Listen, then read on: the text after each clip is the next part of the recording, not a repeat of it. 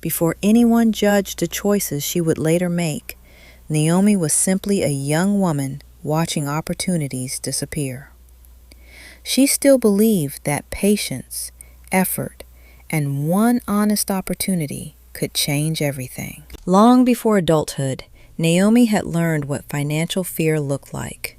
She watched her mother stretch a few bills across food, rent, and school expenses while pretending the children had nothing to worry about. Naomi loved school and imagined a different future for herself. But dreams become fragile when fees are overdue and survival keeps interrupting the plan. Education slowly became another door her family could not afford to keep open. Years later, Naomi applied for every job she could find: receptionist, shop assistant, customer service, office support. Most employers never replied. The few who answered told her they had chosen someone else. The rejections did not stop the rent from becoming due. Naomi counted the same money again and again, but the numbers refused to change.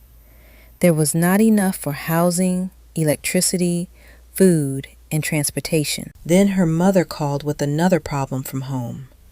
Naomi listened, hiding the unpaid bills beside her.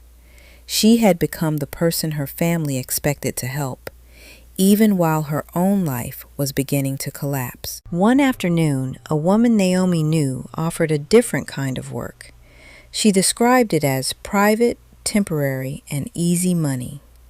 The offer did not sound like danger. It sounded like a solution arriving exactly when Naomi had run out of options. That evening, Naomi dressed in front of the mirror and tried to silence every warning inside her.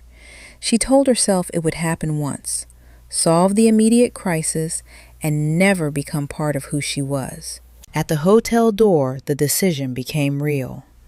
Naomi stood in the hallway holding her bag, afraid to knock and more afraid to return home with nothing. Survival had narrowed her choices to one closed door. Later that night, money sat on the table beside the rent notice. It was more than Naomi had earned in weeks of searching. One urgent problem had been solved, but the relief did not feel like peace. The money paid for groceries, medicine, and overdue expenses.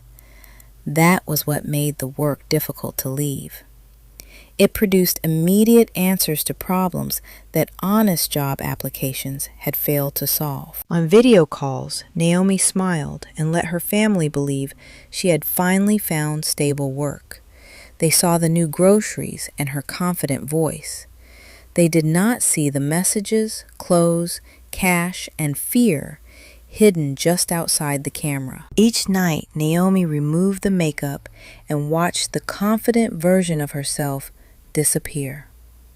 The money was changing the surface of her life, but privately, she felt increasingly detached from the woman in the mirror. Soon, the woman who introduced her began pushing for more appointments and fewer boundaries.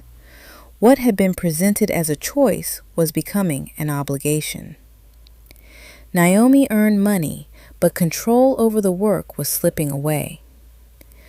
A clinic visit forced Naomi to confront risks she had tried not to name.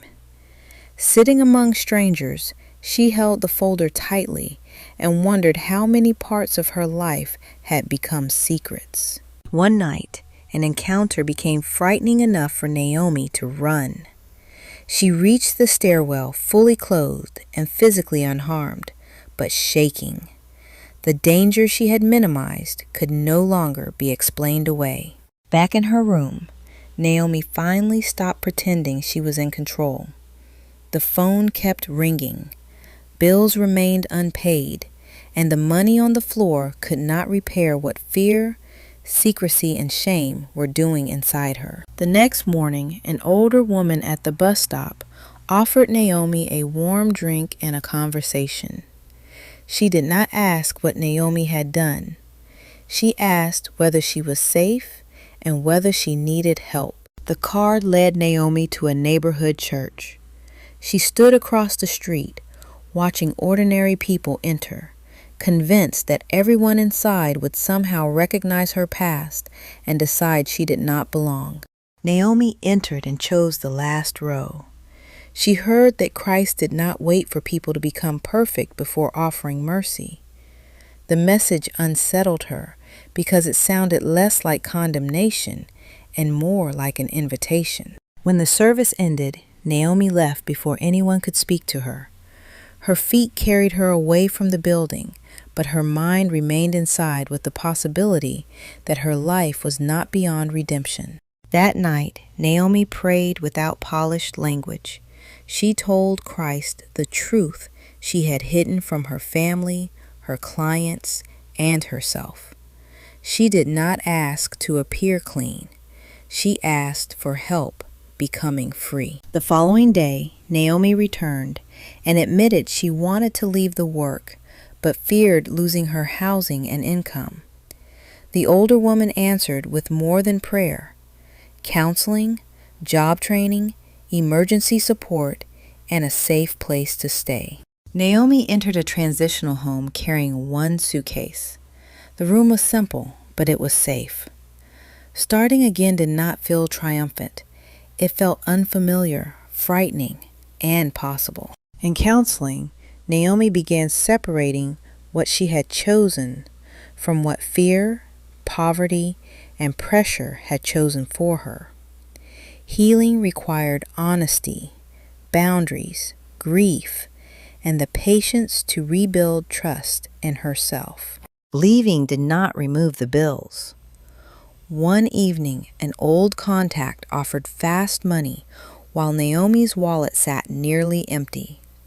The old life was dangerous, but it still knew exactly how to answer financial panic.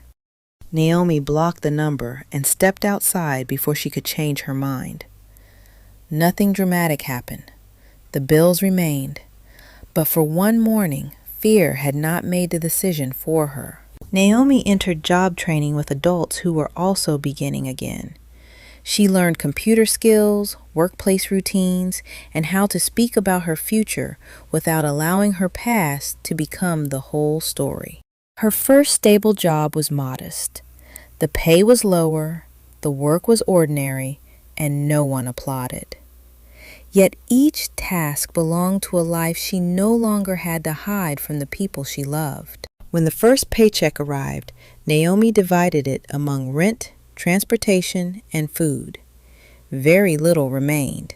Still, the small amount felt different because she could look at it without fear, secrecy, or regret.